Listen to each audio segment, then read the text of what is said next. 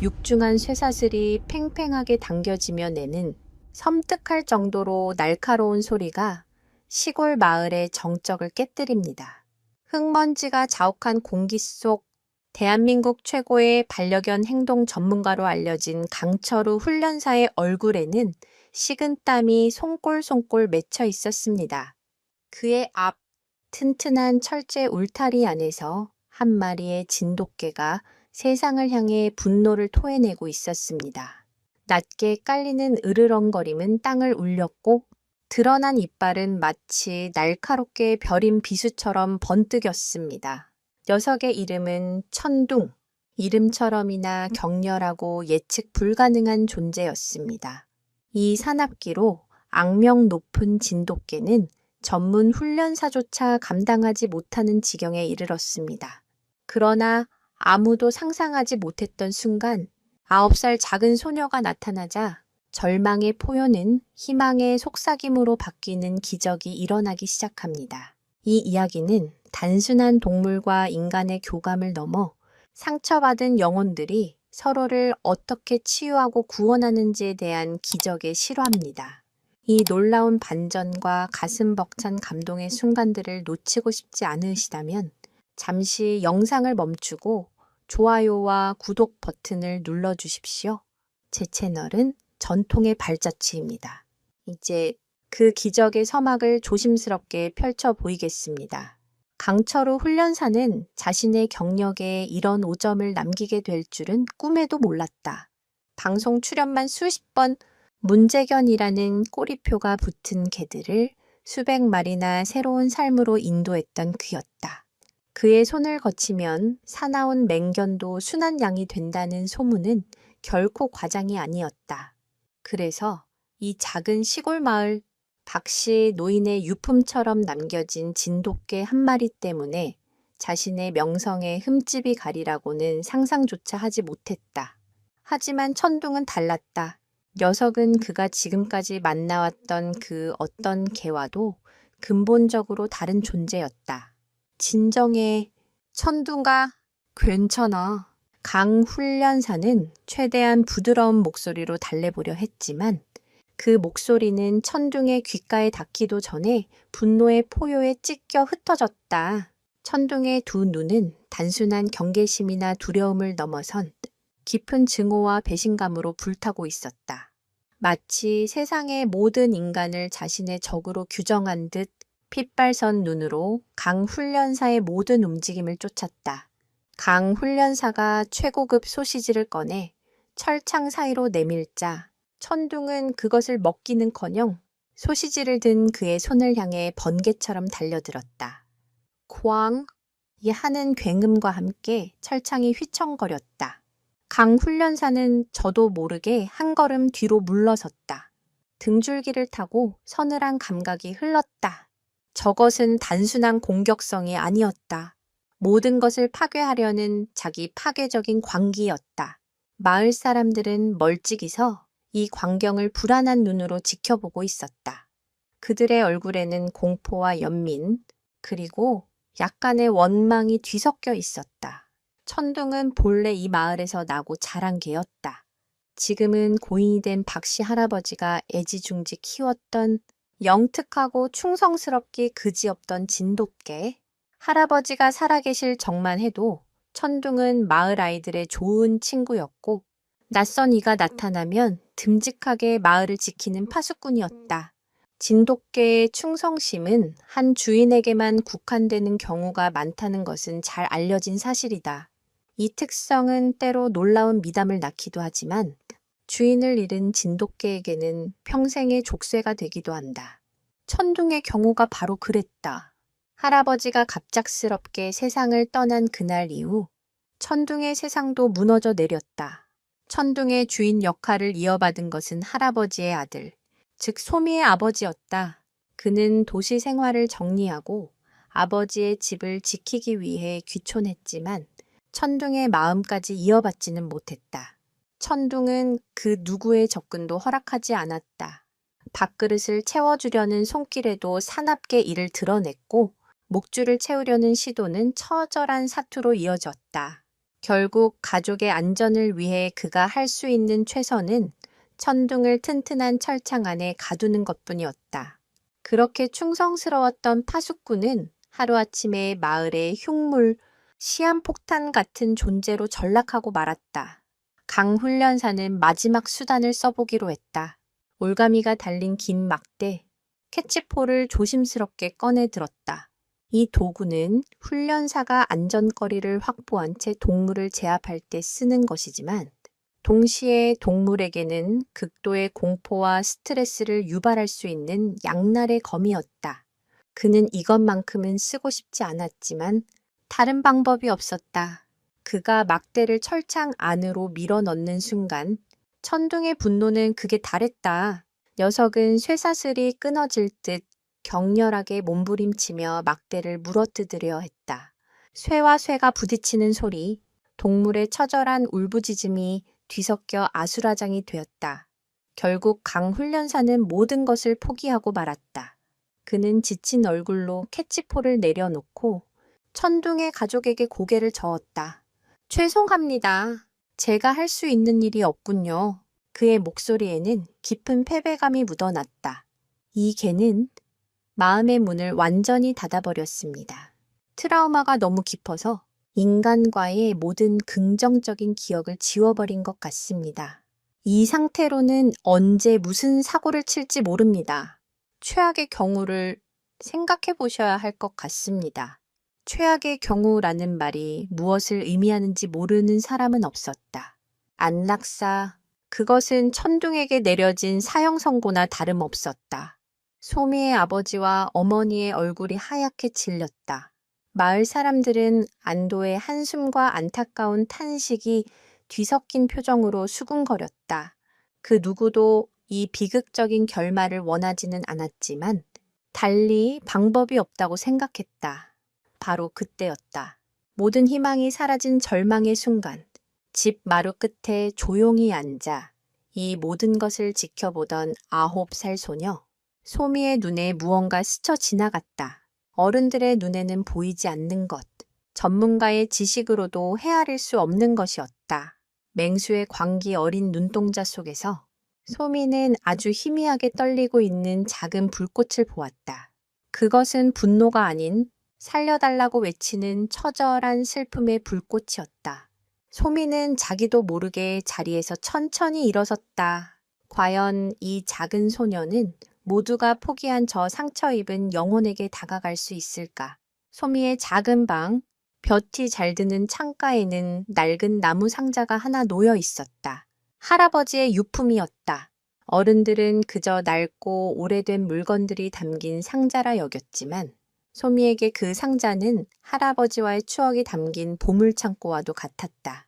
강철 후 훈련사가 무거운 발걸음으로 떠나고 집안이 깊은 침묵과 슬픔에 잠겨 있을 때 소미는 홀린 듯 그 상자를 열었다. 먼지 쌓인 물건들 사이에서 유독 소미의 손길을 끈 것은 빛바랜 사진 한 장이었다. 사진 속에는 한박 웃음을 짓고 있는 젊은 시절의 할아버지가 하얀 손뭉치 같은 강아지를 품에 안고 있었다. 강아지의 목에는 천둥이라는 이름이 서툴게 적힌 작은 인식표가 달려 있었다. 사진 속 할아버지의 눈빛은 따스한 봄볕 같았고 그의 품에 안긴 아기 천둥은 세상에서 가장 행복한 표정으로 할아버지의 턱을 핥고 있었다. 소미는 사진 뒷면으로 손가락을 세욱 넘겨보았다. 그곳에는 할아버지의 희미한 글씨체로 이렇게 적혀 있었다. 나의 마지막 동반자, 천둥, 부디 나보다 오래 살아. 이 집과 남은 가족들을 지켜주렴. 700XX 봄. 그 짧은 문장 속에 담긴 할아버지의 깊은 애정과 간절한 약속이 소미의 작은 가슴으로 고스란히 전해졌다. 지금 철창 안에서 괴물처럼 울부짖고 있는 저 개가 바로 사진 속에서 해맑게 웃고 있던 이 작은 생명체였다는 사실이 믿기지 않았다. 소미의 어머니가 조용히 방문을 열고 들어왔다. 딸의 손에 들린 사진을 본 그녀의 눈시울이 붉어졌다. 소미야, 그 사진을 보고 있었구나. 그녀는 딸의 옆에 조용히 앉아 사진을 내려다보았다. 천둥이는 말이다. 원래 저렇게 예쁜 아이였어? 아버님이 살아계실 땐 정말 가족이나 다름없었지. 아버님이 밭에 나가실 때도 장에 가실 때도 그림자처럼 따라다녔단다. 진돗개는 한번 주인을 정하면 평생 그 주인만 섬긴다고 하잖니. 그래서인지 아버님이 돌아가셨을 때 천둥이는 며칠 동안 밥도 안 먹고 아버님 방 앞에서 하염없이 울기만 하랬어. 어머니의 이야기는 소미가 몰랐던 천둥의 과거를 눈앞에 생생하게 그려주었다. 천둥의 사나움은 타고난 본성이 아니라 세상의 전부였던 주인을 잃은 데서 오는 깊은 상실감과 슬픔의 표현이었던 것이다. 아무도 그 슬픔을 알아주지 않고 그저 변해버린 모습만을 보며 두려워하고 피하기만 했던 것이다. 소미는 문득 깨달았다. 천둥은 사나운 것이 아니었다. 그저 너무나도 아프고 외로웠던 것이다. 엄마, 천둥이가 우리를 지켜주기로 할아버지랑 약속했대. 소미가 사진 뒷면의 글씨를 가리키며 말했다. 어머니는 딸의 말에 차마 대답하지 못하고 입술만 깨물었다. 지켜주기로 한 약속의 대상인 가족에게조차 이빨을 드러내는 현실이 너무나도 아팠기 때문이다. 전문가도 안 된다고 하잖니. 소미야, 우리도 이제 마음의 정리를 해야 할지 몰라. 어머니의 목소리는 물기에 젖어 떨리고 있었다. 그날 밤 소미는 잠을 이룰 수 없었다. 창밖에서는 간간이 천둥의 서러운 울음소리가 들려왔다. 그 소리는 더 이상 무서운 맹수의 포효가 아닌 길 잃은 아이의 흐느낌처럼 들렸다. 소미는 침대에서 일어나 다시 보물상자를 뒤졌다. 그리고 상자 깊숙한 곳에서 할아버지의 손때가 묻은 낡은 스웨터 하나를 찾아냈다. 양털로 짠 스웨터에서는 아직도 희미하게 할아버지의 채취가 남아있는 듯했다. 진돗개는 아니지만 일반적으로 개들은 후각이 인간보다 수만 배는 더 발달해 있다는 사실은 널리 알려져 있다. 특히 특정 냄새와 관련된 기억은 아주 오랫동안 뇌리에 각인된다. 소미는 이 작은 과학적 사실에 마지막 희망을 걸어보기로 했다. 다음 날 아침, 소미는 어른들 몰래 할아버지의 스웨터를 품에 안고 조심스럽게 천둥의 울타리로 다가갔다. 아니나 다를까, 소미의 기척을 느낀 천둥은 곧바로 경계태세를 갖추고 낮게 으르렁거리기 시작했다. 철창에 가까이 다가가지 말라는 아버지의 경고가 귓가에 맴돌았지만 소미는 발걸음을 멈추지 않았다. 사진 속 할아버지의 약속이 천둥의 슬픈 울음소리가 그녀에게 용기를 주었다. 소미는 울타리에서 안정거리를 유지한 채 멈춰섰다. 그리고 아무 말 없이 품에 안고 있던 할아버지의 스웨터를 천천히 바닥에 내려놓았다. 스웨터를 울타리 안으로 던져 넣는 대신 그저 천둥이 볼 수 있는 곳에 가만히 두었다. 강압적인 접근이 아닌 선택권을 주는 방식이었다. 소미는 아무것도 강요하지 않았다. 그저 작은 목소리로 속삭였다. 천둥가. 할아버지야. 할아버지 냄새. 기억나. 으르렁거리던 천둥의 소리가 순간 멎었다. 녀석의 코가 벌름거렸다. 핏발 섰던 눈동자가 바닥에 놓인 낡은 스웨터에 고정되었다. 녀석의 눈빛이 미세하게 흔들리기 시작했다. 분노와 증오로 가득 찼던 눈에 아주 잠깐, 아주 희미하게 다른 감정이 스쳐 지나갔다. 그것은 혼란과 그리움이었다. 과연 이 희미한 기억의 실마리가 굳게 닫힌 천둥의 마음의 문을 여는 첫 번째 열쇠가 될 수 있을까? 소미는 숨을 죽인 채 천둥의 다음 행동을 기다렸다. 소미의 작은 시도가 천둥에게 미세한 변화를 일으킨 그 순간 희망의 불씨가 타오르기도 전에 차가운 현실의 바람이 불어닥쳤다. 그날 오후 마을 이장님을 필두로 한 동네 어른 몇몇이 소미의 집을 찾아왔다. 그들의 얼굴에는 단호함과 어쩔 수 없다는 체념이 서려 있었다. 거실에 마주 앉은 소미의 부모님은 무거운 공기를 냈어. 외면하며 억지 미소를 지어 보였지만 이장님의 첫마디에 그 미소는 곧 굳어버렸다. 박서방, 더는 이렇게 둘 수 없네. 어제 그 전문가 양반도 포기하고 가지 않았는가. 이장님은 마른 기침을 한번 하고는 본론을 꺼냈다. 마을 사람들이 다들 불안해서 살 수가 없다고 하네.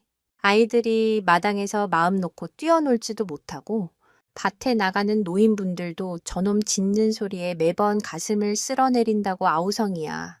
옆에 앉아있던 한 아주머니가 거들었다. 우리도 인정이 있지. 왜 모르겠어요. 박씨 어르신이 얼마나 저 개를 아끼셨는지. 하지만 산 사람은 살아야지 않겠어요. 저러다 만에 하나 울타리라도 부서져서 뛰쳐나오면 그때는 누가 책임질 겁니까? 그들의 말은 날카로운 가시가 되어 소미 아버지의 가슴에 박혔다. 틀린 말이 하나도 없었기에 더욱 아팠다. 그는 아버지가 남긴 유산과도 같은 천둥을 지키고 싶었지만 동시에 마을 공동체의 일원으로서 그리고 한 아이의 아버지로서의 책임감도 무거웠다. 소미 아버지는 애써 침착하게 말했다. 조금만 시간을 더 주십시오. 저희도 방법을 찾아보고 있습니다. 소미가... 그는 딸의 이름을 입에 올렸다가 차마 말을 잇지 못했다. 9살 딸아이가 무언가 해낼 수 있을 거라는 말을 참아 입 밖으로 꺼낼 수 없었다. 어른들의 현실적인 논리 앞에서 그것은 너무나도 허무맹랑한 희망처럼 들릴 것이 뻔했다. 하지만 이장님은 단호했다. 시간을 준다고 달라질 게 뭔가? 이미 최고의 전문가도 안 된다고 판정을 내렸네. 우리도 더는 못 기다려. 딱 일주일 주겠네. 일주일 안에 박서방이 책임지고 해결하게 개를 다른 곳으로 보내든 아니면 어쩔 수 없는 선택을 하든 만약 일주일 뒤에도 저 개가 저러고 있으면 그땐 우리 마을 사람들이 직접 나설 수밖에 없네. 그것은 사실상 최후 통첩이었다. 마을 사람들이 직접 나선다는 말은 끔찍한 상상을 불러일으켰다. 소미의 어머니는 두 손으로 얼굴을 감쌌다. 아버지는 굳은 얼굴로 아무 말도 하지 못했다. 방 안에서 몰래 대화를 엿듣고 있던 소미의 심장은 차갑게 가라앉았다. 일주일, 천둥에게 남은 시간은 고작 일주일 뿐이었다. 어른들의 세계는 너무나도 냉정하고 무서웠다. 그들에게 천둥은 더 이상 할아버지의 충직한 동반자가 아닌 제거해야 할 위험 요소일 뿐이었다. 그날 이후 집안의 분위기는 더욱 무겁게 가라앉았다. 아버지는 매일같이 유기견 보호소와 동물 훈련소에 전화를 걸었지만 전문가도 포기한 사나운 진돗개라는 설명에 모두들 난색을 표하며 거절했다. 안락사 없는 보호소들은 이미 포화 상태였고 사설 보호소에 맡기자니 매달 들어가는 막대한 비용을 감당할 수 없었다. 시간은 야속하게 흘러갔고 해결책은 보이지 않았다. 마을 사람들의 시선은 더욱 차가워졌다. 소민의 가족이 지나갈 때마다 노골적으로 수군거렸고 몇몇 아이들은 소미를 보며 괴물개 주인이라고 놀려대기도 했다. 천둥의 존재는 소민의 가족을 마을에서 서서히 고립시키고 있었다. 이런 상황 속에서 한 가지 흥미로운 사실은 스트레스가 극에 달한 동물은 때때로 인간이 이해할 수 없는 방식으로 자신의 상태를 표현한다는 점이다. 천둥은 낮에는 여전히 사납게 지저댔지만 모두가 잠든 깊은 밤에는 마치 늑대처럼 구슬프고 긴 울음소리를 내곤 했다. 이것은 단순한 소음이 아니라 자신의 무리로부터 버려진 동물이 느끼는 극심한 외로움과 고통을 표현하는 본능적인 행동이었다. 하지만 그 울음소리의 의미를 이해하는 사람은 마을에 아무도 없었다. 그저 불길하고 소름 끼치는 소음으로 치부될 뿐이었다. 약속한 일주일 중 나흘이 덧없이 흘러갔다. 소미의 아버지는 결국 최후의 결심을 굳힌 듯 동물병원에 전화를 걸어 그날의 예약을 잡았다. 수화기를 내려놓는 그의 어깨는 천근만근처럼 무거워 보였다. 그는 딸에게 이 사실을 어떻게 설명해야 할지 막막했다. 하지만 소미는 이미 모든 것을 직감하고 있었다. 더 이상 어른들의 결정을 기다리고만 있을 수는 없었다. 남은 시간은 사흘. 그 시간 안에 기적을 만들어내지 못하면 천둥은 영원히 사라지게 될 터였다. 소미는 더 이상 망설이지 않기로 결심했다. 두려움을 용기로 바꾸고 절망을 희망으로 바꾸기 위한 아주 작지만 위대한 걸음을 내딛기로 마음먹었다. 과연 이 어린 소녀는 마을 전체의 압박과 정해진 운명에 맞서 천둥의 생명을 구할 수 있을까? 시간은 무심하게 흐르고 있었다. 천둥의 운명이 결정될 날이 사흘 앞으로 다가온 새벽, 동이 트기도 전에 푸르스름한 어둠 속에서 소미는 조용히 눈을 떴다. 심장이 세차게 뛰었지만 두렵지는 않았다. 오히려 무언가 해야만 한다는 강한 사명감이 작은 소녀를 일으켜 세웠다. 어른들이 정해놓은 비극적인 결말을 그대로 받아들일 수는 없었다. 소미는 이불을 걷어차고 일어나 할아버지의 사진을 한번 꼭 보고는 조심스럽게 방을 나섰다. 부모님이 깨지 않도록 살금살금 현관문을 열고 밖으로 나왔다. 차가운 새벽 공기가 뺨에 와 닿았다. 소미의 손에는 어제와 같은 할아버지의 스웨터가 들려 있었다. 하지만 오늘은 거기에 한 가지가 더 추가되었다. 할머니가 부엌 찬장에 숨겨두었던 할아버지가 생전에 가장 좋아하셨던 간식인 방언조 고구마, 말랭이 몇 조각이었다. 천둥도 할아버지를 따라 이 고구마 말랭이를 무척이나 좋아했다고 어머니에게서 들은 기억이 났다.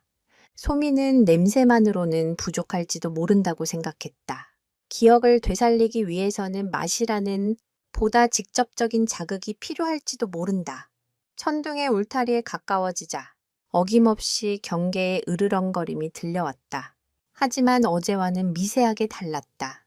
즉각적인 공격성보다는 네오는 누구냐고 묻는 듯한 탐색의 기운이 섞여 있었다. 소미는 지난번처럼 울타리에서 몇 걸음 떨어진 곳에 멈춰섰다. 그리고는 천천히 몸을 낮춰 쭈그리고 앉았다. 자신의 몸을 최대한 작게 만들어 위협적이지 않다는 것을 보여주기 위함이었다. 이것은 동물과 교감하는 사람들이 본능적으로 사용하는 방법 중 하나로 상대방의 눈높이에 맞춰 존중을 표하는 행위이다.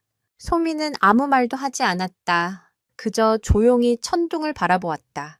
천둥 역시 짖거나 달려드는 대신 철창에 몸을 바싹 붙인 채 소미를 뚫어지라 쳐다보았다.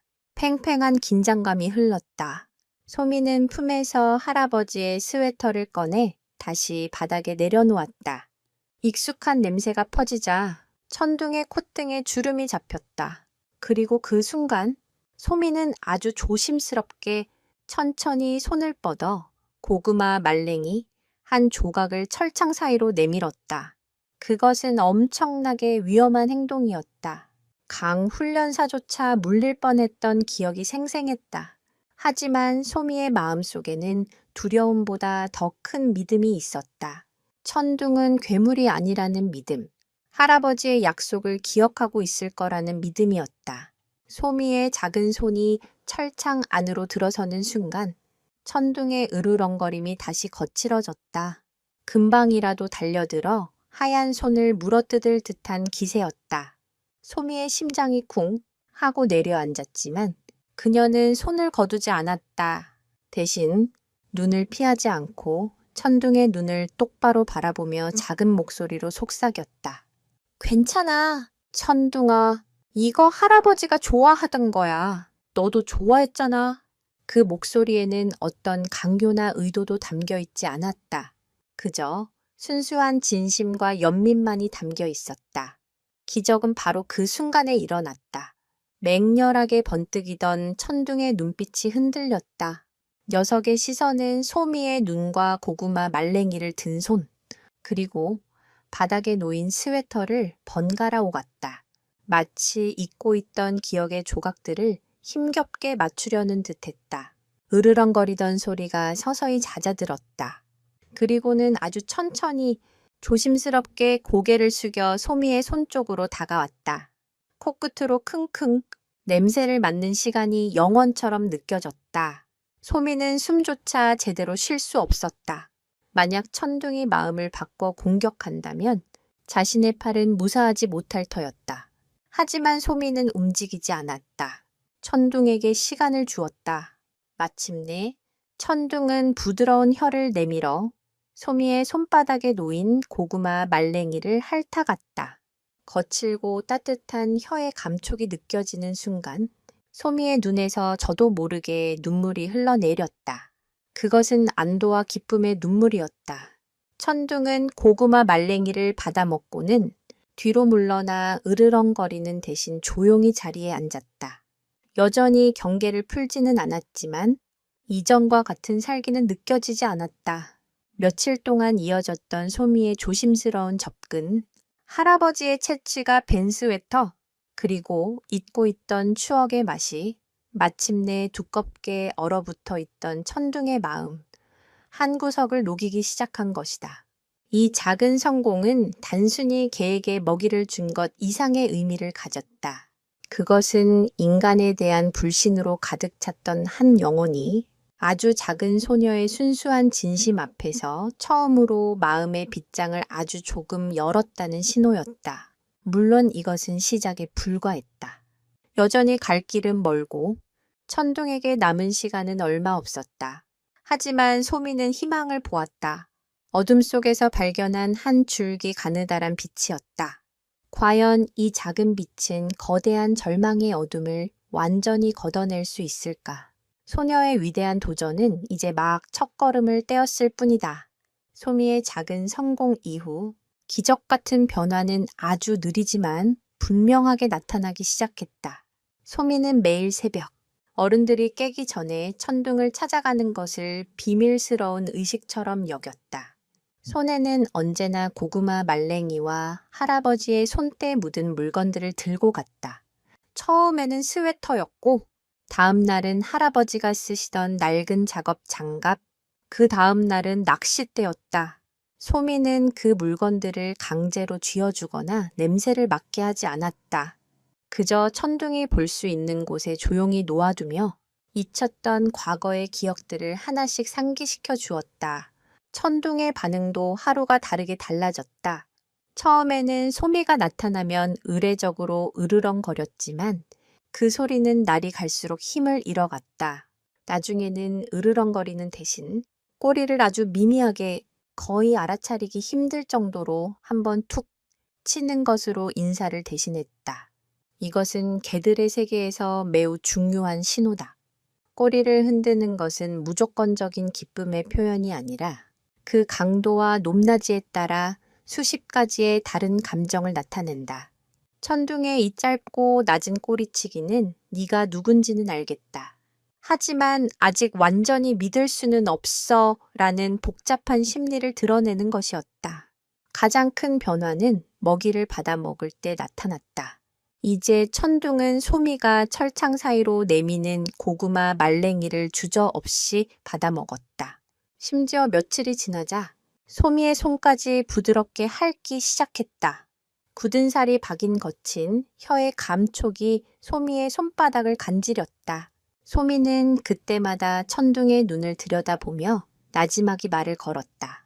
할아버지와의 추억, 오늘 학교에서 있었던 일, 시시콜콜한 일상들을 이야기해 주었다. 천둥은 알아듣기라도 하는 듯 빤히 소미를 쳐다보며 귀를 쫑긋거렸다. 마침내 약속의 일주일 중 마지막 날을 하루 앞둔 날 아침이었다. 소미의 아버지는 착잡한 심정으로 동물병원의 마지막 확인 전화를 하려던 참이었다. 그 순간 부엌 창문 너머로 믿을 수 없는 광경을 목격했다. 딸 소미가 천둥의 울타리 바로 앞에 쭈그리고 앉아 있었고 천둥은 철창에 머리를 기댄 채 으르렁거리기는커녕 오히려 소미가 내민 손의 냄새를 조용히 맡고 있는 것이었다. 심지어 소미가 손가락을 뻗어 철창 사이로 천둥의 콧등을 조심스럽게 쓰다듬자 녀석은 피하기는커녕 눈을 가늘게 뜨고 그 손길을 느끼는 듯했다. 여보, 여보, 이리 좀 와봐요. 소미 아버지의 다급한 목소리에 어머니까지 달려와 창밖을 내다보았다. 두 사람의 눈이 휘둥그레졌다.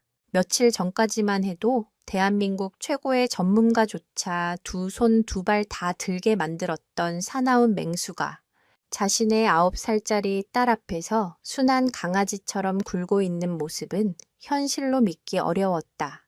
그들은 자신들의 눈을 의심했다. 소미가 언제부터 저런 위험한 행동을 하고 있었는지, 그동안 왜 몰랐는지에 대한 걱정과 놀라움이 동시에 밀려왔다. 아버지는 조심스럽게 마당으로 나갔다. 그가 다가오는 것을 본 천둥은 순간 다시 경계심을 드러내며 낮게 으르렁거렸다. 하지만 소미가 괜찮아. 천둥아, 우리 아빠야. 라고 말하며 천둥의 머리를 계속 쓰다듬자. 녀석은 신기하게도 더 이상 짖지 않고 아버지를 쳐다보기만 했다. 낯선 남자에 대한 경계심보다 소미에 대한 신뢰가 더 커졌다는 증거였다. 그날 오후 소미의 부모님은 딸을 앉혀두고 그동안 있었던 모든 이야기를 들었다. 할아버지의 사진 속 약속, 스웨터와 고구마 말랭이, 그리고 매일 새벽마다 있었던 비밀스러운 만남에 대한 이야기였다. 이야기를 듣는 내내 부모님은 감탄과 안타까움이 뒤섞인 표정을 지었다. 어른들이 힘과 기술, 논리로 해결하려 했던 문제를 이 작은 아이는 순수한 마음과 공감, 끈기 있는 기다림으로 풀어내고 있었던 것이다. 소미 아버지는 깊은 생각에 잠겼다. 그리고는 마을 이장님에게 전화를 걸었다. 이장님, 딱 하루만 더 시간을 주십시오. 내일 아침 제가 직접 보여드릴 게 있습니다. 그의 목소리에는 이전과 다른 희미한 희망과 확신이 깃들어 있었다. 이튿날 아침 이장님과 몇몇 마을 사람들이 반신반의하며 소민의 집 마당으로 모여들었다. 그들은 여전히 천둥을 안락사시켜야 한다는 입장이었지만 소미 아버지의 간곡한 부탁에 마지못해 걸음을 한 것이었다. 모든 이가 지켜보는 가운데 소미는 천천히 천둥의 울타리로 걸어갔다. 그리고 모두를 경악하게 만든 행동을 했다. 울타리에 굳게 닫힌 빗장을 자신의 손으로 직접 연 것이다.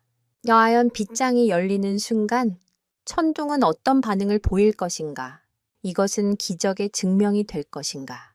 아니면 끔찍한 사고의 시작이 될 것인가? 마당에 모인 모든 사람들이 마른 침을 삼켰다. 울타리 빗장이 철컥하고 열리는 소리는 마당에 모인 사람들의 심장을 멎게 할 듯 크게 울려 퍼졌다.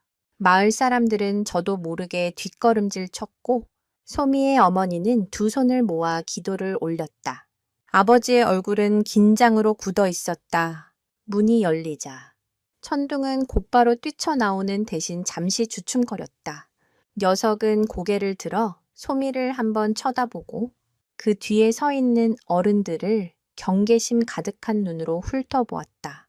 며칠 만에 마주하는 자유였지만 그 자유는 동시에 불안감을 동반했다.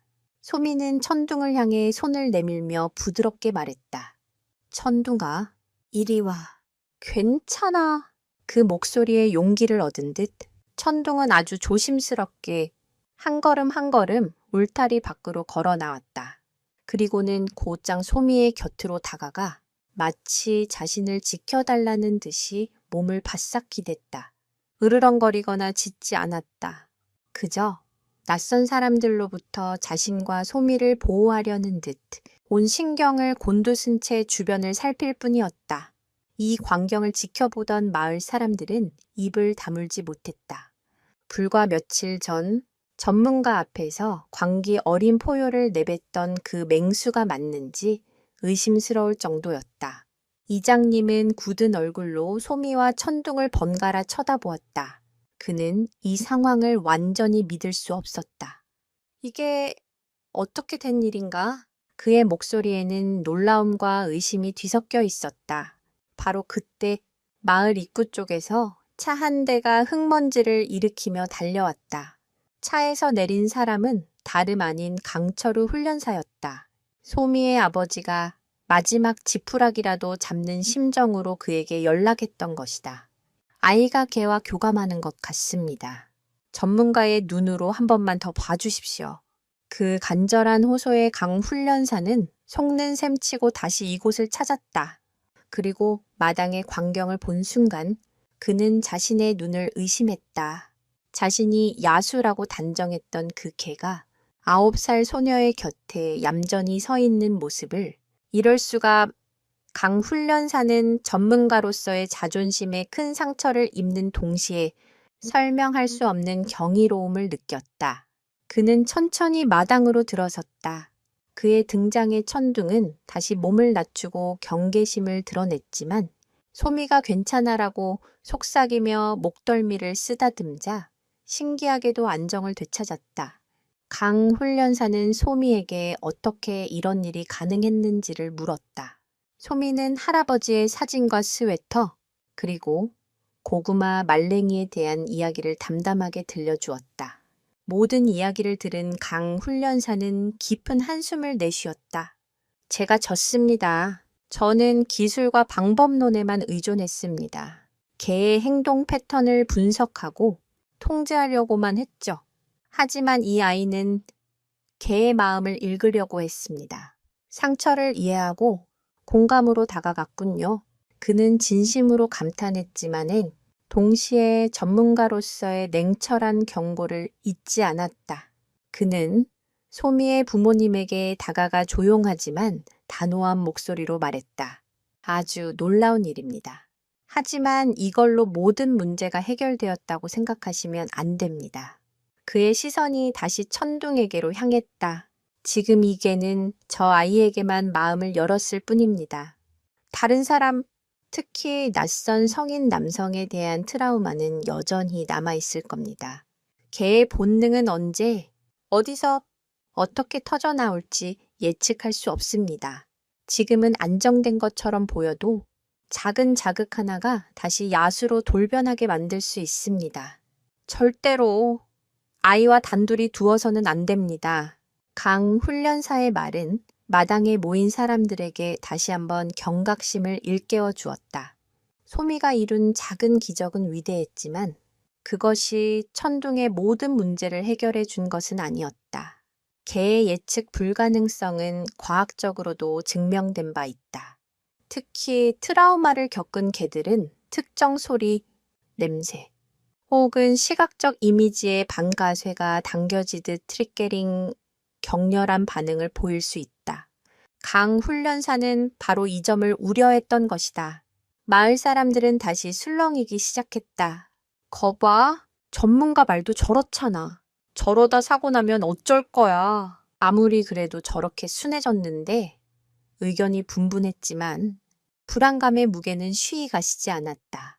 소미가 이룬 기적은 마을 사람들의 오랜 공포를 완전히 씻어내기에는 아직 부족했다. 결국 이장님은 한 발 물러서는 제안을 했다. 일단 안락사 이야기는 보류하겠네.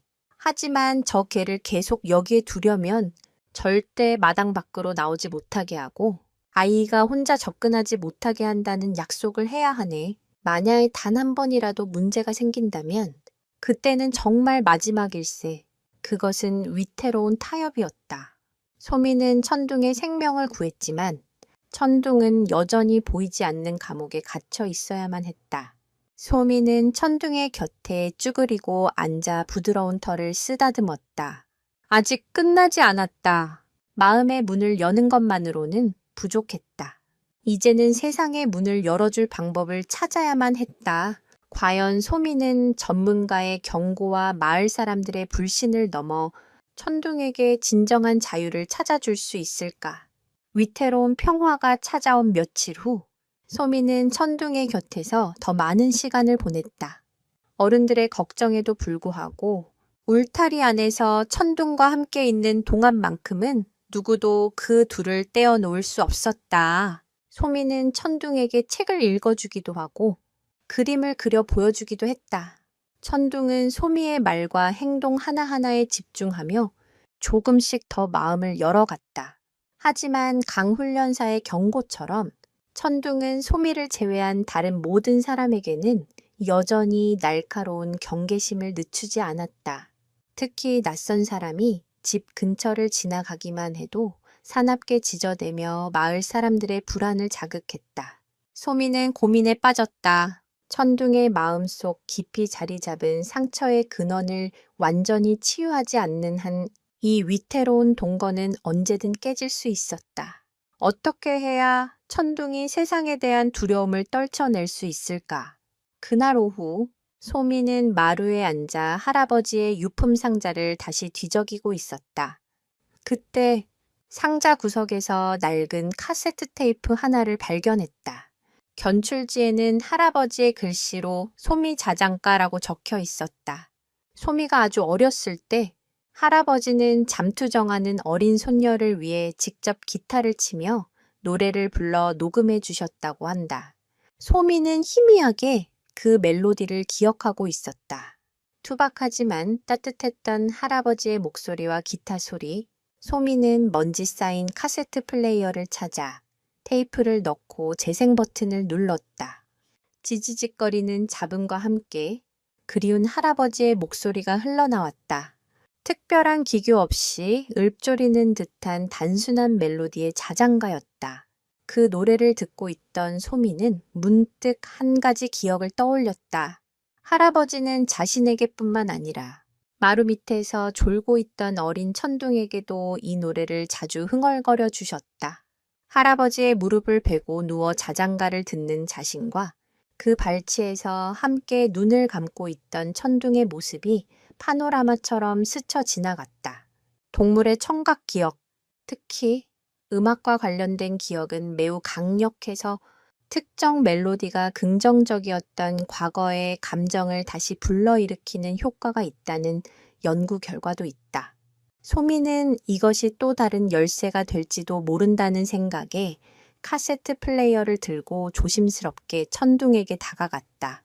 마당 한쪽에 엎드려 있던 천둥은 카세트 플레이어라는 낯선 물건의 등장에 잠시 경계하는 듯했지만 소미가 옆에 앉자 이내 안정을 되찾았다. 소미는 볼륨을 아주 작게 줄이고 다시 노래를 재생했다.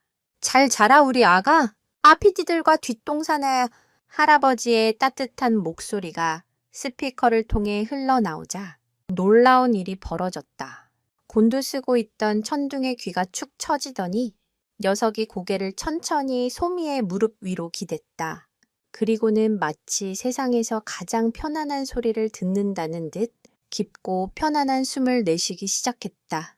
눈빛에서 날카로운 경계심이 사라지고 그 자리를 아련한 그리움과 평온함이 채웠다. 녀석의 눈이 스르르 감겼다. 맹수의 모습은 온데간데 없고 그저 주인에게 어리광을 부리는 한 마리 강아지만이 있을 뿐이었다. 소미는 노래가 끝난 후에도 카세트 플레이어를 끄지 않고 이번에는 자신의 목소리로 직접 그 자장가를 흥얼거리기 시작했다.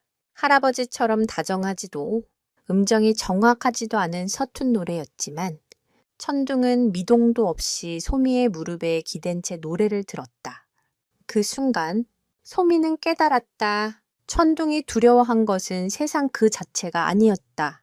할아버지가 사라진 세상, 자신을 지켜주던 유일한 온기가 사라진 세상이 무서웠던 것이다. 할아버지의 목소리와 냄새, 그리고 이 자장가는 천둥에게 너는 혼자가 아니야. 나는 여전히 내 곁에 있어. 라고 말해주는 위로의 메시지였다. 이날 이후 자장가는 소미와 천둥 사이에 가장 중요한 교감의 수단이 되었다. 천둥이 불안해하거나 짖을 때마다 소미는 조용히 다가가 이 노래를 불러주었다.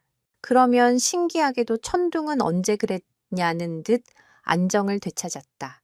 마을 사람들도 천둥의 짖는 소리가 눈에 띄게 줄어든 것을 알아차리기 시작했다.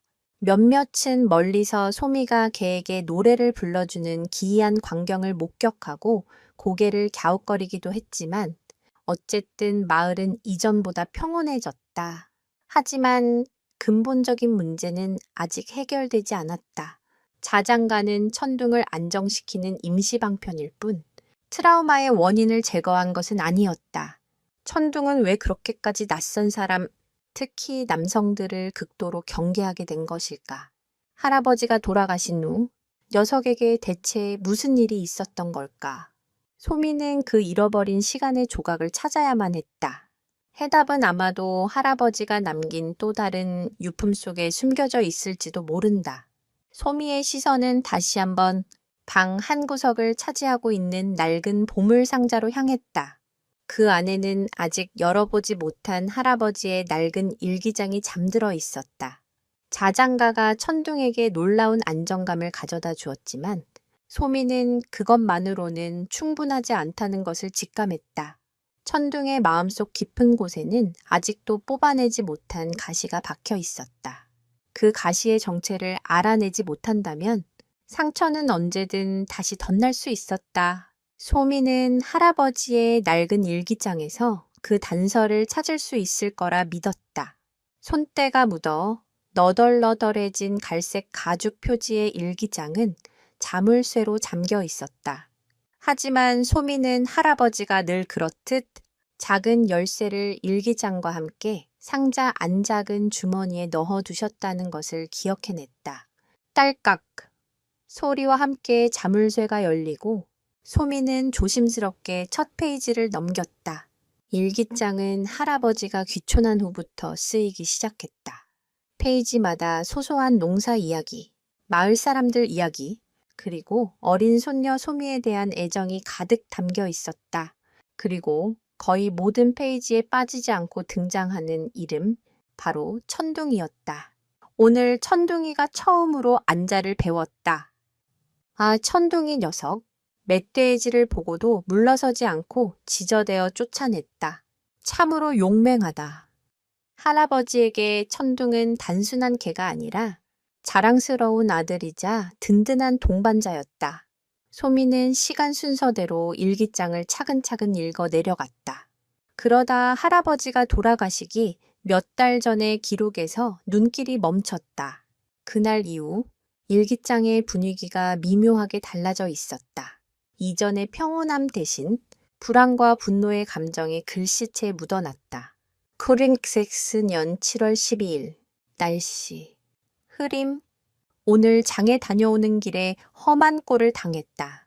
외지인으로 보이는 남자 둘이 술에 취해 길가에 앉아 있었는데 천둥이를 보더니 시비를 걸어왔다. 순종 진돗개가 얼마니 자기들에게 팔라는 둥 헛소리를 짓거렸다.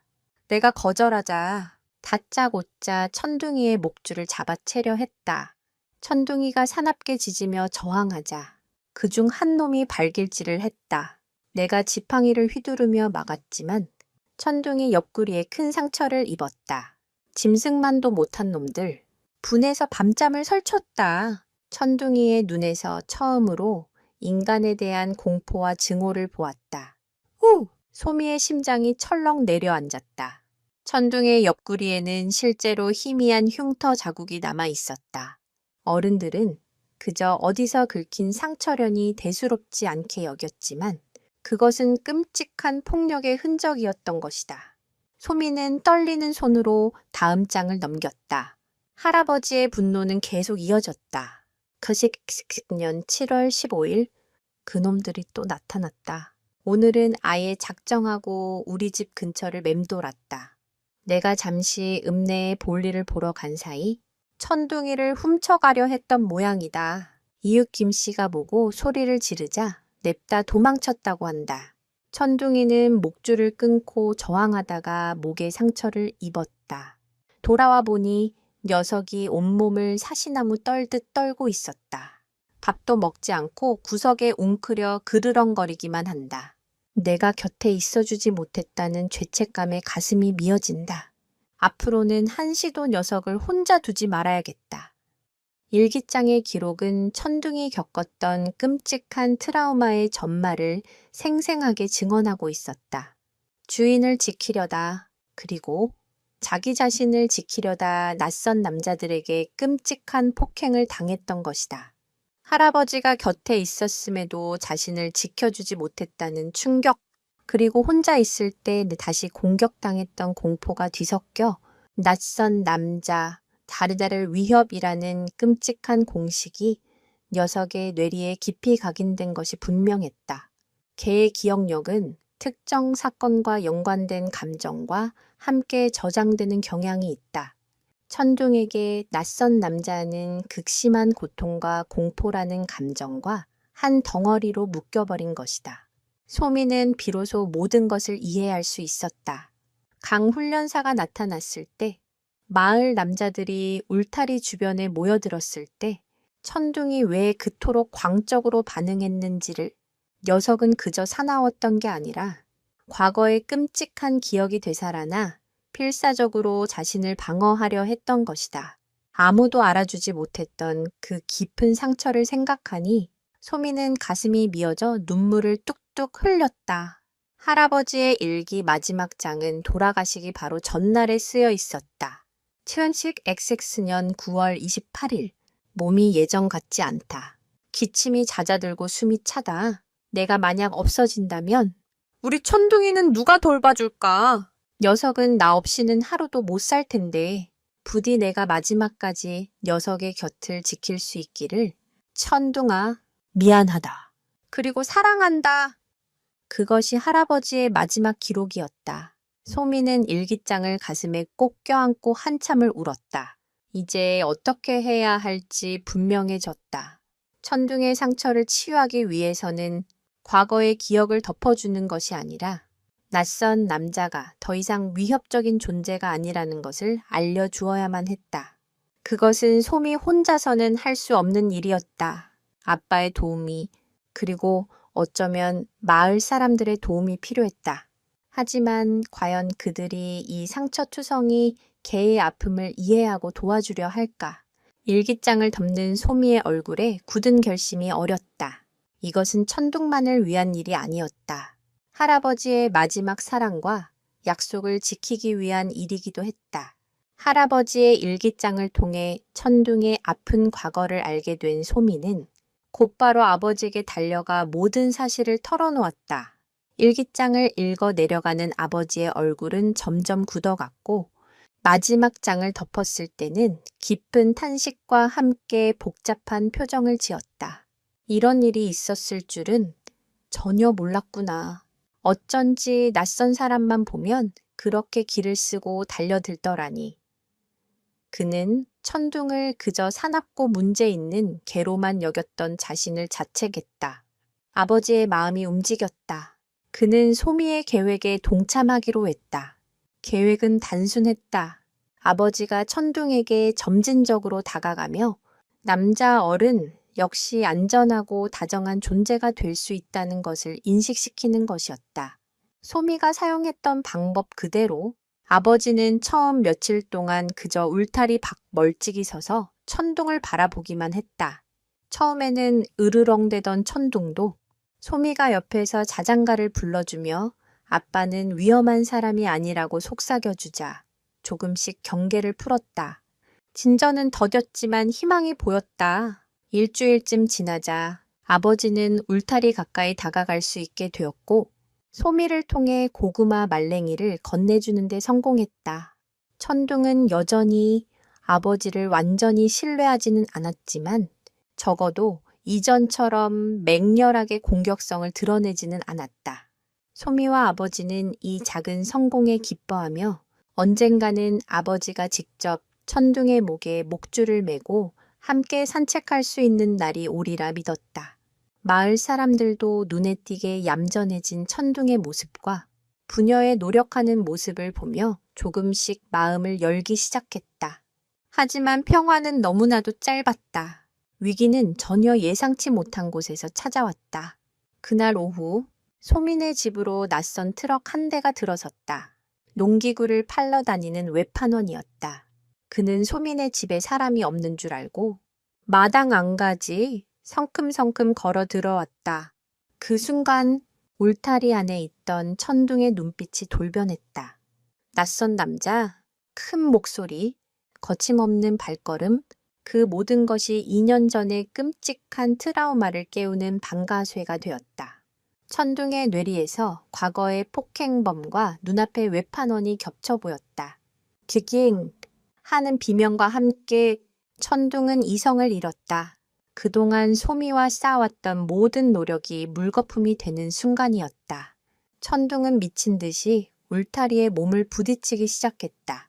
쇠사슬이 팽팽하게 당겨지고 낡은 울타리 기둥이 위태롭게 흔들렸다. 그 모습은 강 훈련사가 처음 왔을 때보다도 훨씬 더 격렬하고 광적이었다. 어이쿠, 저게 뭐야? 외판원은 기겁하며 뒷걸음질 쳤고 소리를 듣고 뛰쳐나온 소미의 부모님은 눈앞의 광경에 할 말을 잃었다. 소미가 다급하게 달려와 천둥의 이름을 부르며 자장가를 불렀지만 아무 소용이 없었다. 한번 깨어난 트라우마의 괴물은 그 어떤 위로의 목소리도 삼켜버렸다. 천둥의 귀에는 아무것도 들리지 않았다. 오직 과거의 공포와 현재의 위험만이 존재할 뿐이었다. 결국 울타리를 고정하고 있던 낡은 나무 기둥 하나가 우지끈 소리를 내며 부서져 내렸다. 울타리의 한쪽이 힘없이 기울었고 그 틈으로 천둥이 뛰쳐나왔다. 목표는 단 하나, 낯선 침입자인 외판원이었다. 안 돼! 천둥아! 소미의 절규가 마당에 울려 퍼졌다. 아버지가 급하게 천둥의 앞을 막아섰지만 흥분한 천둥은 아버지까지 위협하며 으르렁거렸다. 상황은 일촉즉발, 통제불능의 상태로 치달았다. 이 모든 소동은 고스란히 마을 사람들에게 전해졌다. 거봐, 내가 언젠가 저럴 줄 알았어. 당장 저 개를 묶어. 공포에 질린 외침들이 사방에서 터져 나왔다. 소미가 애써 쌓아 올렸던 신뢰의 탑이 한순간에 무너져 내리는 순간이었다.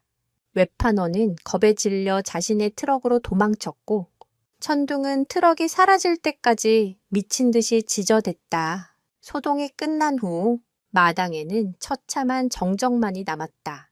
천둥은 숨을 거칠게 몰아쉬며 여전히 주변을 경계했고 소미의 부모님은 만견자실한 표정으로 서 있었다. 소미는 넋이 나간 채 다시 야수로 돌아가 버린 듯한 천둥의 모습을 바라보았다.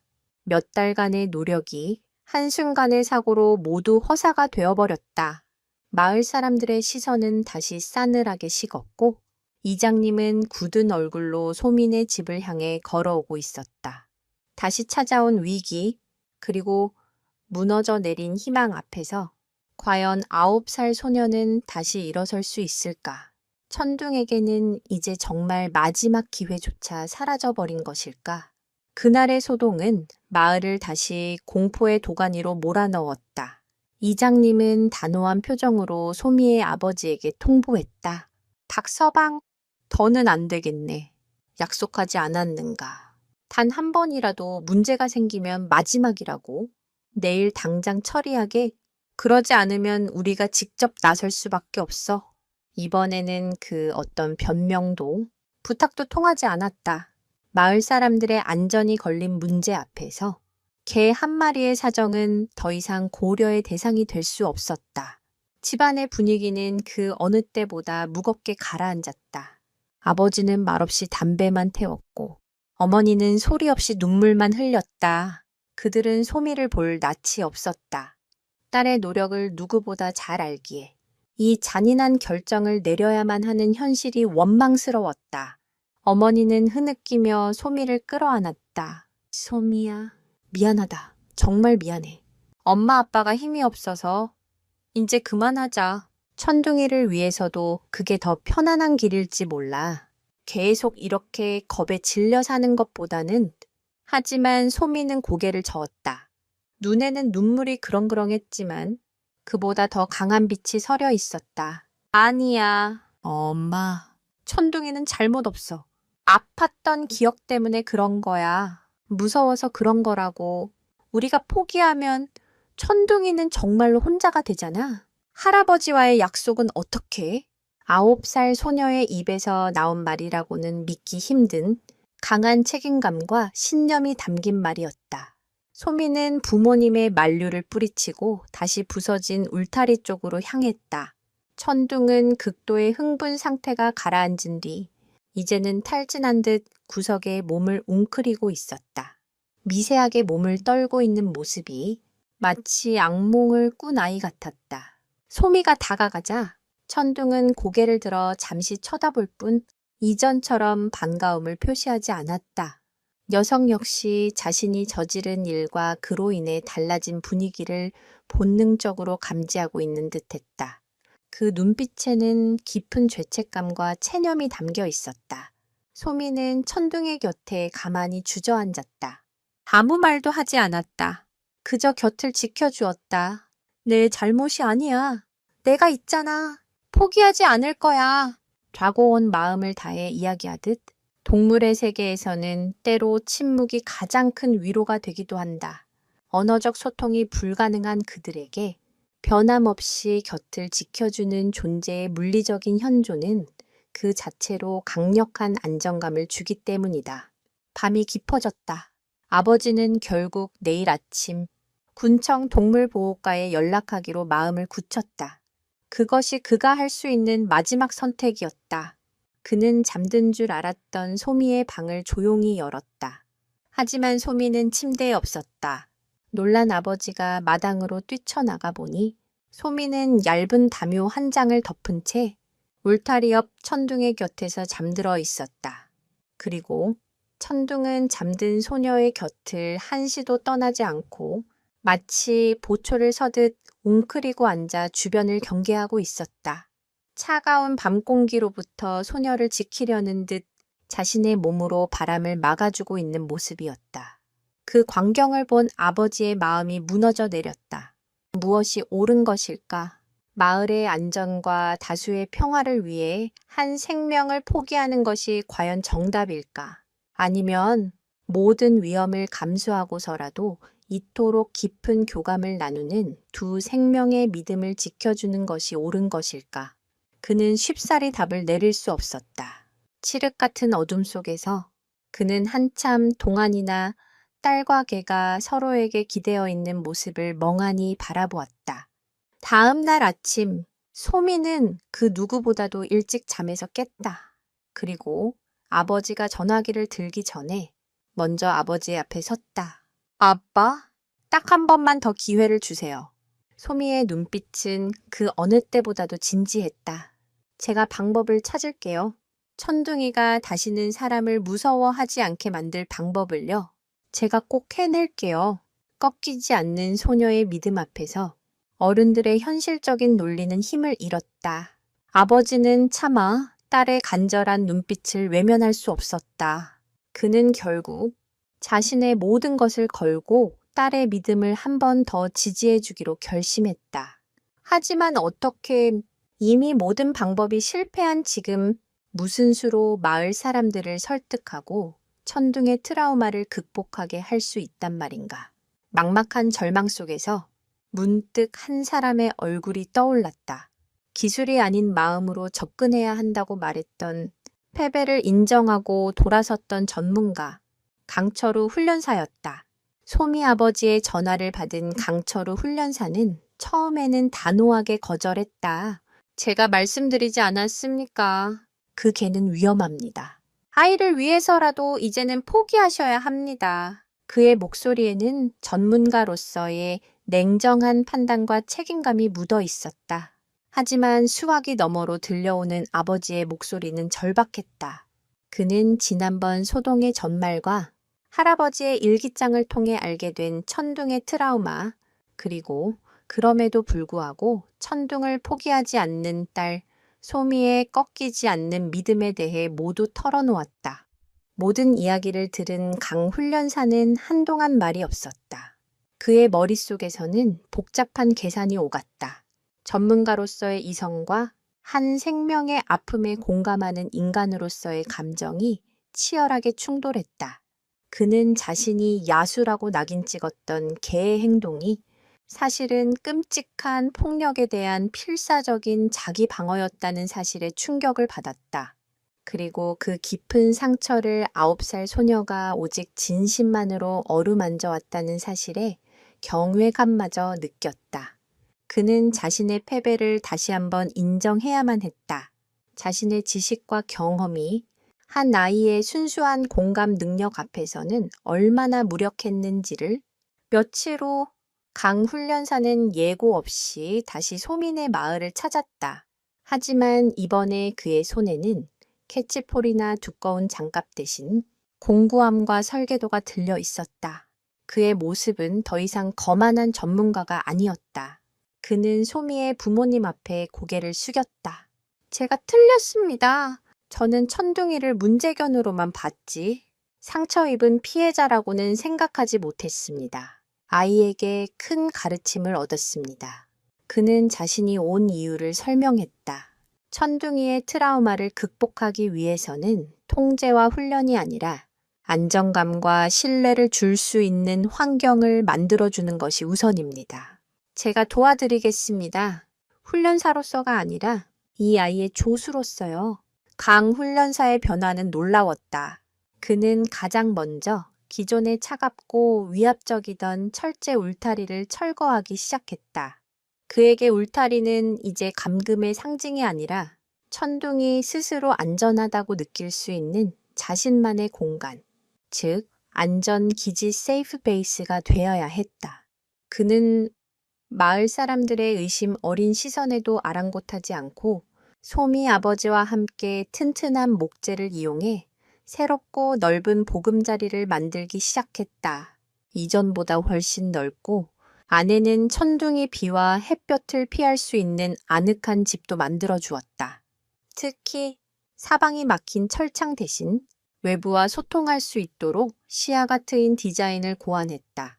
이는 고립감을 줄여주고 외부 자극에 점진적으로 둔감해지도록 돕는 행동, 풍부화 엔비론멘탈 엔리치먼트 기법의 일종이었다. 소미는 강 훈련사의 조수가 되어 이 모든 과정에 참여했다. 그녀는 천둥이 좋아하는 할아버지의 스웨터를 새 집안에 넣어 주었고 천둥이 안정감을 느낄 수 있도록 계속해서 자장가를 불러주었다. 강 훈련사는 소미에게 전문적인 지식을 알기 쉽게 설명해 주었다. 소미야, 지금부터 우리는 둔감화 훈련이라는 걸 할 거야. 천둥이가 무서워하는 자극, 즉 낯선 사람이나 큰 소리에 아주 약한 강도로 노출시키고 그때마다 맛있는 간식을 주거나 네가 칭찬을 해주는 거지. 그러면 천둥이의 뇌는 낯선 사람이 나타나도 무서운 일이 생기는 게 아니라 좋은 일이 생기네 라고 생각하게 될 거야. 아주 천천히. 그리고 절대로 강요해서는 안 돼. 강 훈련사는 마을 이장님과 주민들을 직접 찾아가 설득하기 시작했다. 그는 천둥의 트라우마에 대해 설명하고 자신을 믿고 딱 한 달만 시간을 달라고 간청했다. 그의 진심 어린 사과와 전문가로서의 체면을 버린 겸손한 태도에 마을 사람들의 마음도 조금씩 움직이기 시작했다. 몇몇 주민들은 훈련에 직접 참여하기로 했다. 처음에는 집 앞에서 멀찍이 서 있는 것부터 시작해서 점차 거리를 좁혀나갔다. 그들이 나타날 때마다 소미는 천둥에게 간식을 주며 칭찬했고 강 훈련사는 천둥의 작은 긍정적인 신호 하나하나를 놓치지 않고 기록했다. 훈련은 더디고 힘든 과정의 연속이었지만 이번에는 달랐다. 소미의 순수한 믿음 위에 강 훈련사의 전문적인 지식과 체계적인 방법이 더해졌고 아버지의 헌신적인 지원과 마을 사람들의 조심스러운 협조가 함께했다. 천둥은 더 이상 혼자가 아니었다. 한 사람의 마음을 바꾸는 것도 기적이지만 공동체 전체가 변화하는 것은 그보다 더 큰 기적이었다. 한 달이 지났을 때 천둥은 놀랍게도 변해 있었다. 이제 마을 주민들이 집 앞을 지나가도 더 이상 맹렬하게 짖지 않았다. 낯선 남자가 보여도 소미가 곁에 있으면 불안해하지 않고 차분함을 유지할 수 있게 되었다. 과연 이 기적 같은 변화는 천둥에게 진정한 자유를 선물할 수 있을까? 모두가 희망을 이야기하던 그때 하늘이 어두워지기 시작했다.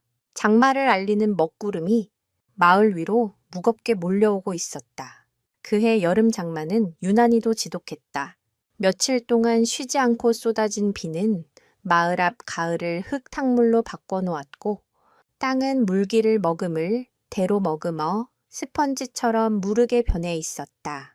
텔레비전에서는 연일 산사태 경보를 내보냈지만 평생을 땅과 함께 살아온 마을 사람들에게 그것은 그저 연례 행사처럼 들릴 뿐이었다.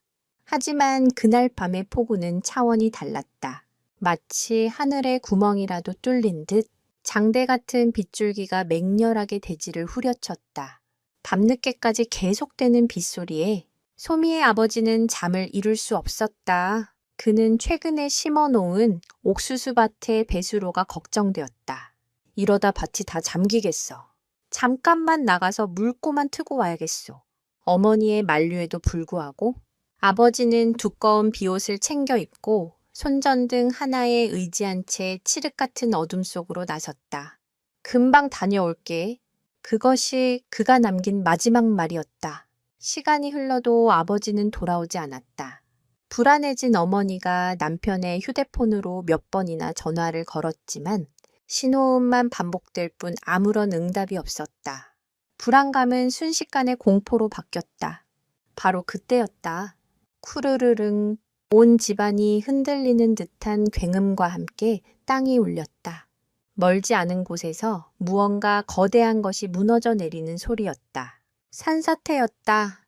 소민의 집 뒷산의 일부가 폭우를 이기지 못하고 무너져 내리면서 막대한 양의 토사가 아버지가 갔을 옥수수밭 방향으로 쏟아져 내린 것이다. 어머니의 얼굴이 새하얗게 질렸다. 그녀는 비명을 지르며 밖으로 뛰쳐나가려 했지만 거센 비바람과 칠흑 같은 어둠 속에서 그녀가 할 수 있는 일은 아무것도 없었다. 이웃집에 도움을 청하려 해도 이미 전화선은 끊겨 있었고 폭우로 불어난 물 때문에 길은 강처럼 변해 있었다. 마당의 새집 안에 있던 천둥은 그 누구보다도 먼저 이변을 감지하고 있었다. 녀석은 땅이 울리기 훨씬 전부터 안절부절 못하며 지저대기 시작했다. 녀석의 짖음은 평소의 경계심과는 다른 절박하고 다급한 무언가를 알리는 듯한 소리였다. 동물들은 인간이 감지하지 못하는 자연의 미세한 변화, 예를 들어 지진파나 기압의 변화를 감지하는 능력이 있다고 알려져 있다. 천둥의 불안한 행동은 바로 임박한 위험을 알리는 본능적인 신호였던 것이다. 굉음이 울리고 어머니의 비명이 터져 나오자 천둥은 더욱 격렬하게 짖으며 문을 긁어대기 시작했다. 마치 당장이라도 뛰쳐나가 무슨 일이 벌어졌는지 확인해야 한다는 듯 필사적인 몸짓이었다. 잠에서 깬 소미는 공포에 질린 어머니를 보고 상황의 심각성을 깨달았다. 아빠가 밭에 갔는데 어머니는 울부짖었다. 시간이 흐를수록 비는 더 거세졌고 아버지가 돌아올 가능성은 점점 희박해졌다. 구조대에 신고를 했지만 길이 끊기고 날이 밝아야 수색이 가능하다는 절망적인 답변만 돌아왔다. 어머니는 그 자리에 주저앉아 절망했다. 모든 희망이 사라진 것 같던 바로 그 순간 소미의 눈에 필사적으로 짖고 있는 천둥의 모습이 들어왔다. 천둥은 흙탕물이 쏟아져 내린 산비탈 쪽을 향해 짖고 있었다. 그 눈빛에는 두려움이 아닌 확신이 서려 있었다. 마치 저곳에 주인이 있어 라고 말하는 듯했다. 소미의 머릿속에 번개처럼 한 가지 생각이 스쳐 지나갔다. 천둥의 후각, 개의 후각은 인간의 수만 배에 달하며 특히 익숙한 주인의 냄새는 폭우와 흙더미 속에서도 찾아낼 수 있을지 모른다. 그것은 도박이었다. 하지만 이 절망적인 상황에서 유일한 희망의 끈이기도 했다. 소미는 결심했다. 그녀는 빗속을 뚫고 천둥의 집으로 달려갔다. 그리고 굳게 잠가두었던 문을 활짝 열었다. 천둥아, 아빠를 찾아야 해. 가서 아빠를 찾아와. 어머니가 기겁하며 소미를 말렸지만 소미는 단호했다. 그녀는 천둥의 목에 목줄을 거는 대신 그저 녀석의 눈을 똑바로 바라보며 온 마음을 다해 외쳤다. 부탁해! 천둥가, 모든 훈련과 교감, 신뢰가 시험대에 오르는 순간이었다. 과연 천둥은 소녀의 믿음에 부응할 것인가? 칠흑 같은 어둠과 폭우 속으로 하얀 진돗개 한 마리가 번개처럼 뛰쳐나갔다. 녀석의 목표는 단 하나, 흙과 나무더미로 뒤덮인 절망의 현장이었다. 자유로워진 천둥은 한치의 망설임도 없이 폭풍우가 몰아치는 어둠 속으로 몸을 던졌다. 녀석의 하얀 털은 순식간에 흙탕물에 젖어 회색빛으로 변했지만 그 움직임에는 조금의 주저함도 없었다. 소미는 아버지의 낡은 작업복을 들고 천둥의 뒤를 따랐다. 어머니의 절규 어린 만류가 등 뒤에서 들려왔지만 지금 소미의 머릿속에는 오직 아버지를 구해야 한다는 생각과 천둥에 대한 절대적인 믿음뿐이었다. 천둥아, 이 냄새야. 아빠 냄새! 소미가 작업복을 천둥의 코앞에 가져다 대자 녀석은 잠시 냄새를 깊게 들이마시더니 더욱 확신에 찬 모습으로 앞장서기 시작했다. 칠흑 같은 어둠 속 소녀는 손전등 불빛 하나에 의지해 맹렬하게 앞서 나가는 개를 필사적으로 쫓았다. 발목까지 차오르는 흙탕물과 사납게 얼굴을 때리는 빗줄기 속에서 9살 소녀와 진돗개 한 마리의 필사적인 수색이 시작된 것이다. 산사태의 현장은 생각보다 훨씬 더 끔찍했다. 거대한 나무들이 뿌리째 뽑혀 뒤엉켜 있었고 집채만 한 바위와 토사가 뒤섞여 옥수수밭의 흔적조차 찾아볼 수 없었다. 마치 거대한 괴물이 핥히고 지나간 듯한 참혹한 풍경 앞에서 소미는 순간 숨이 멎는 듯했다. 아버지가 저 아래 어딘가에 깔려 있을지도 모른다는 공포가 온몸을 덮쳤다. 하지만 천둥은 멈추지 않았다. 녀석은 뛰어난 균형 감각으로 위태로운 흙더미 위를 넘나들며 쉴 새 없이 코를 킁킁거렸다. 진돗개는 본래 뛰어난 사냥개로서 목표물의 냄새를 추적하는 능력이 DNA에 각인되어 있다. 특히 자신이 인정한 주인의 냄새는 그 어떤 악조건 속에서도 구분해낼 수 있는 놀라운 능력을 지니고 있다.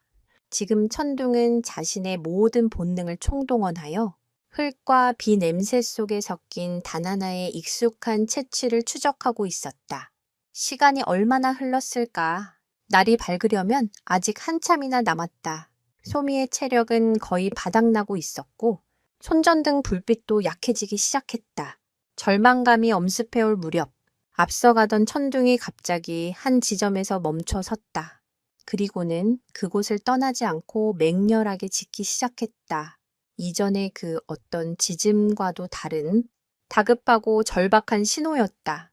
천둥아, 왜 그래? 아빠가 여기 계셔. 소미가 달려가 보니 그곳은 다른 곳보다 유난히 흙이 많이 쌓여 있는 곳이었다. 천둥은 짖는 것을 멈추고 이번에는 앞발로 미친 듯이 흙을 파헤치기 시작했다. 그 모습에 소미는 마지막 남은 희망을 쥐어짰다. 그녀 역시 작은 손으로 천둥을 도와 흙과 잔해를 걷어내기 시작했다. 바로 그때 멀리서 또 다른 불빛들이 다가오고 있었다.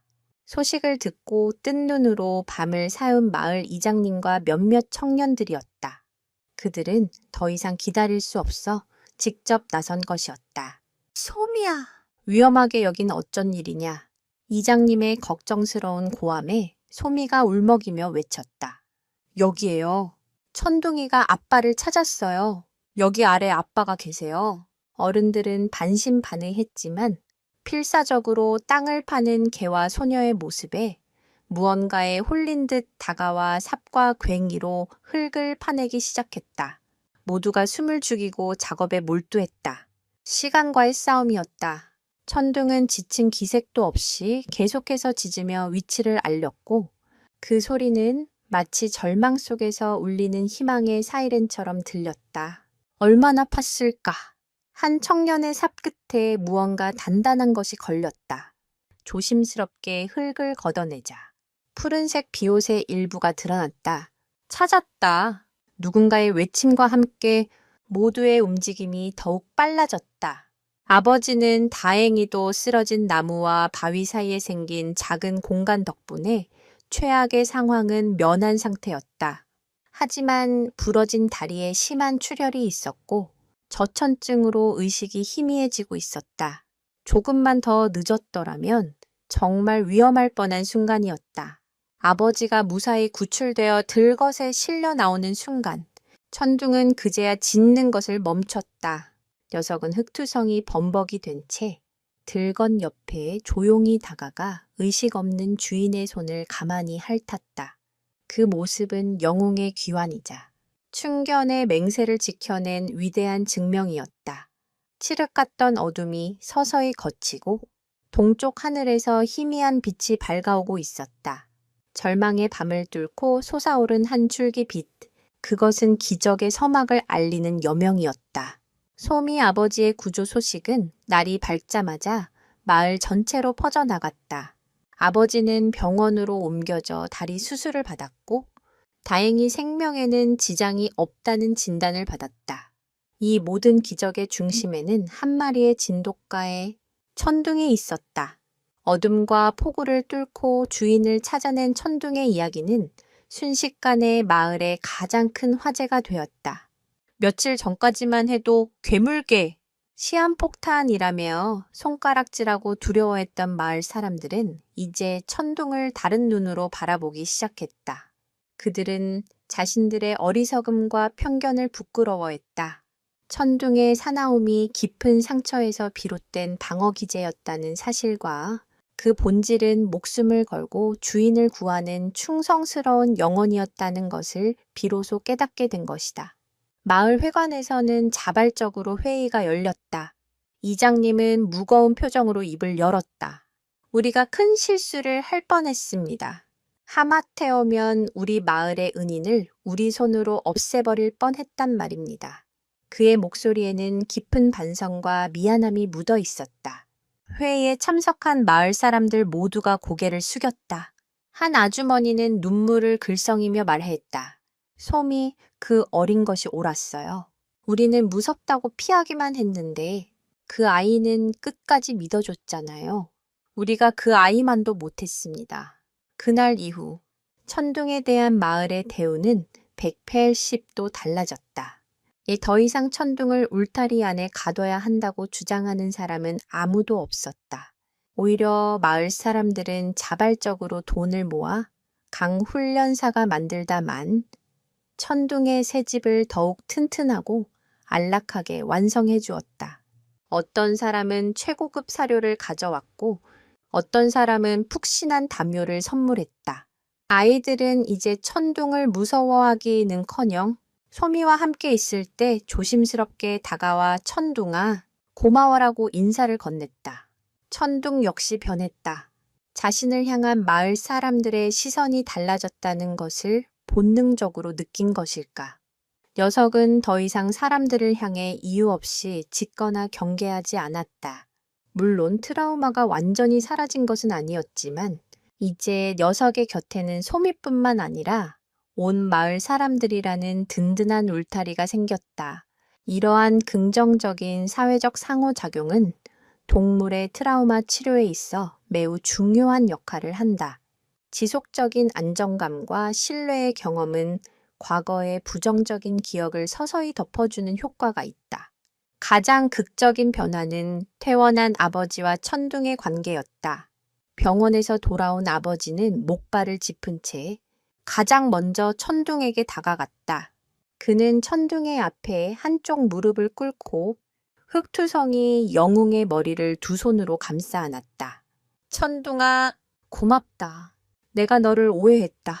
정말 미안하고 고맙다. 그의 목소리는 감격에 겨워 떨리고 있었다. 천둥은 으르렁거리기는커녕 아버지의 품에 얼굴을 묻고 가만히 있었다. 자버zet단토. 그리고는 처음으로 소미가 아닌 다른 사람에게 자신의 몸을 완전히 맡기고 애정 표현을 했다. 녀석은 아버지의 얼굴을 연신핥으며 꼬리를 세차게 흔들었다. 2년이라는 긴 시간 동안 닫혀있던 마음의 문이 생사를 넘나드는 교감을 통해 마침내 활짝 열리는 순간이었다. 할아버지의 일기장에 적혀있던 마지막 약속, 남은 가족들을 지켜주렴이라는 그 유언이 마침내 이루어진 것이다. 며칠 후 강철우 훈련사가 다시 마을을 찾았다. 그는 완전히 달라진 천둥과 마을의 분위기를 보고는 감탄을 금치 못했다. 이건 제가 훈련으로 이룰 수 있는 수준을 넘어섰습니다. 이건 진짜 기적입니다. 그는 소미의 머리를 쓰다듬으며 말했다. 소미야, 너는 나보다 훨씬 훌륭한 훈련사다. 너는 기술이 아니라 사랑으로 가르쳤으니까 산악기로 악명 높았던 진돗개는 이제 마을의 수호신자 영웅이 되었다. 소미와 천둥은 늘 함께였다. 아침이면 함께 마을을 산책했고 오후에는 냇가에서 함께 물장구를 쳤다. 천둥의 목에는 더 이상 무거운 쇠사슬이 아닌 우리의 영웅 천둥이라고 적힌 예쁜 이름표가 걸려 있었다. 모든 것이 제자리를 찾은 듯했다. 그러나 이 감동적인 기적의 이야기가 지역 신문에 작게 실리게 되면서 누구도 예상치 못한 새로운 그림자가 조용히 그들을 향해 다가오고 있었다. 과연 이 평화는 영원할 수 있을까? 천둥의 영웅적인 활약은 입소문을 타고 퍼져나가 마침내 지역 방송국 뉴스에까지 소개되었다. 주인의 목숨을 구한 용감한 진돗개, 마을의 흉물에서 영웅으로라는 제목의 짧은 리포트였다. 화면에는 소미와 함께 행복하게 산책하는 천둥의 모습과 감사함을 전하는 마을 사람들의 인터뷰가 담겨 있었다. 소민의 가족과 마을 사람들은 그저 흐뭇한 마음으로 뉴스를 지켜볼 뿐, 그 작은 뉴스가 어떤 파장을 불러일으킬지는 전혀 상상하지 못했다. 하지만 그 방송을 전혀 다른 눈으로 지켜보는 한 남자가 있었다. 허름한 단칸방. 술병이 나뒹구는 탁자 앞에서 TV를 보던 남자의 눈이 번뜩였다. 그는 2년 전 술에 취해 천둥을 발로 차고 훔치려 했던 2명의 외지인 중 한 명이었다. 화면 속 천둥의 옆구리에 있는 희미한 흉터를 본 순간 그는 그 개가 자신이 괴롭혔던 바로 그 개라는 것을 단박에 알아차렸다. 이거 완전 대박이잖아. 저 똥개가 영웅이 됐다고. 남자는 비열한 웃음을 흘렸다. 그의 머릿속에는 순식간에 탐욕스러운 계획이 세워졌다. 그는 함께 시비를 걸었던 친구에게 전화를 걸었다. 예, 뉴스 봤냐? 예전에 우리가 손 좀 봐줬던 그 진돗개 기억나? 그놈이 주인을 구해서 영웅 대접을 받고 있단다. 혈통 좋은 진돗개는 원래 비싼데 저렇게 스토리가 있으면 부르는 게 값이야. 우리 거였잖아. 그거 다시 찾아와야지. 그들에게 천둥은 생명이 아니라 돈벌이 수단일 뿐이었다. 그들은 천둥이 원래 자신들의 소유였는데 박씨 할아버지가 훔쳐간 것이라고 우기면 시골 촌사람들이 겁을 먹고 개를 내놓을 것이라고 계산했다. 법적으로 따져봐야 증거도 없을 뿐더러 그 과정을 귀찮아할 것이 뻔했다. 동물의 소유권을 둘러싼 분쟁은 종종 복잡한 법적 다툼으로 이어지며 등록되지 않은 시골 개들의 경우 그 소유 관계를 명확히 증명하기가 매우 어렵다는 허점을 그들은 알고 있었다. 며칠 후 평화롭던 마을에 낯선 트럭 한 대가 먼지를 일으키며 들어섰다. 트럭에서 내린 2명의 남자는 바로 천둥에게 끔찍한 트라우마를 안겨주었던 그들이었다. 그들은 대낮부터 술에 취해 있었고 거들먹거리며 곧장 소민의 집으로 향했다. 마당에서 소미와 함께 공놀이를 하던 천둥은 2 남자가 나타나는 순간 온몸의 털을 곤두세웠다. 2년 전의 끔찍한 기억이 되살아났다. 하지만 이번에 천둥의 반응은 이전과 달랐다. 두려움에 떨며 광적으로 지저대는 대신 소미를 자신의 등 뒤로 보호하려는 듯 앞을 가로막고 서서 깊은 흉성으로 낮게 으르렁거렸다. 그것은 공포의 표현이 아닌 자신의 소중한 것을 지키려는 용맹한 경고였다. 어쭈, 요놈 봐라. 아직도 성깔이 있네. 남자가 비웃으며 소미의 아버지에게 소리쳤다. 호이, 주인 양반. 그 개, 원래 우리 개요. 2년 전에 잃어버렸는데 이제야 찾았네. 순순히 내놓으시지. 갑작스러운 상황에 소미의 아버지와 마침 근처에 있던 마을 사람들은 어안이 벙벙했다. 하지만 그들의 뻔뻔한 주장과 험악한 인상을 보고 이들이 바로 할아버지의 일기장에 등장했던 그 짐승만도 못한 놈들이라는 것을 직감했다. 분노가 치밀어 올랐지만 상대는 막무가내였다. 증거 있소. 당신들 개라는 증거가 뭐냐고. 아버지가 소리치자 남자는 비웃으며 대꾸했다. 증거. 이 개 옆구리에 있는 흉터가 증거야. 우리가 어릴 때부터 키우면서 생긴 상처라고. 당신이야말로 이 개가 당신 개라는 증거 있어. 등록증이라도 있냐고. 그들의 주장은 터무니없었지만 등록을 하지 않은 것은 사실이었기에 아버지는 순간 말문이 막혔다. 마을 사람들이 몰려들어 험악한 분위기가 조성되었다. 이 사람들아, 여기가 어디라고 와서 행패야. 이 개는 우리 마을의 영웅이야. 당장 돌아가. 마을 사람들이 한 목소리로 외쳤지만 남자들은 눈 하나 깜짝하지 않았다. 오히려 한 명이 품에서 쇠파이프를 꺼내들며 위협적인 자세를 취했다. 상황은 최악으로 치닫고 있었다. 법과 상식이 통하지 않는 폭력 앞에서 마을 사람들은 무력감을 느꼈다. 바로 그때 모든 것을 지켜보고 있던 소미가 천둥의 목덜미를 한번 쓰다듬어주고는 용감하게 앞으로 나섰다. 9살 소녀는 두려움에 떠는 대신 맑고 단단한 눈으로 두 남자를 똑바로 쳐다보았다. 그리고는 모두가 예상치 못한 한마디를 던졌다. 이 이야기는 아직 끝나지 않았습니다. 9살 소녀 소미는 과연 어떤 말로 이 위기를 극복할까요? 상처를 이겨내고 영웅이 된 천둥의 운명은 어떻게 될까요? 돈과 폭력 앞에 선 작은 시골 마을 사람들은 그들의 소중한 가족을 지켜낼 수 있을까요? 여러분의 뜨거운 관심과 응원이 있다면 저희 전통의 발자취는 곧 소미와 천둥의 그 뒷이야기를 가지고 다시 돌아오겠습니다. 다음 편에서는 아무도 예상치 못했던 놀라운 반전과 가슴을 울리는 더 큰 기적이 여러분을 기다리고 있을 겁니다. 다음 이야기가 궁금하시다면 채널 구독과 알림 설정 잊지 마시고 오늘 영상에 대한 여러분의 생각을 댓글로 남겨주세요.